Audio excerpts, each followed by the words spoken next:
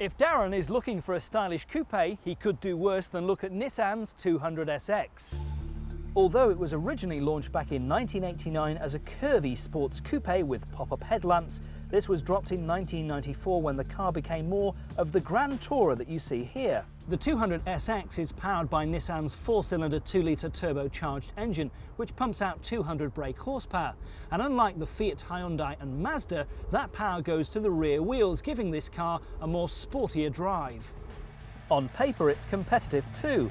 0 to 60 takes a little over 7 seconds, top speed is 140 miles an hour.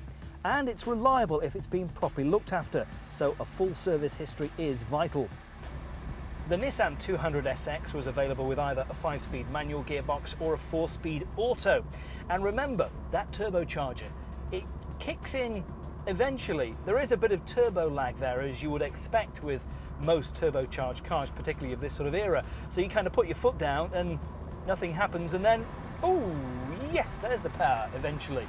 So what about the interior of the 200SX? Well, it's classic Japanese, to be honest. It has that typical interior to it. Lots of plastic. It's well put together, sure. It's not going to go wrong, but it just doesn't have any panache about it. Now, the ones certainly to look out for were the facelifted 1994 onwards cars. And if you go for something like the touring model like this is, you get leather, you get a passenger airbag, and you get a CD player as standard. Might cost you a few £100 more, but probably well worth it. This wasn't a particularly cheap car when it was new. This touring model would have cost nearly £25,000.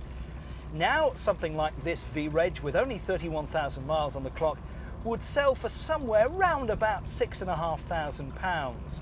If you went for a non-touring model, you might save yourselves a few £100, but essentially, it's a cheap sports car. The Nissan 200SX is a stylish but slightly dated looking car. It offers reasonable performance and fun for the money. Now, I can't see why Darren wouldn't choose this car, but it's back over to you, John, to see exactly what Darren thinks.